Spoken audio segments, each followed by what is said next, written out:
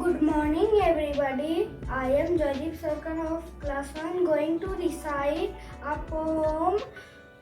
Have you seen the Cuckoo bird written by Sapna Dutta? Have you seen the Cuckoo bird with raven colored wings? Although I have seen one yet, I often heard him sing.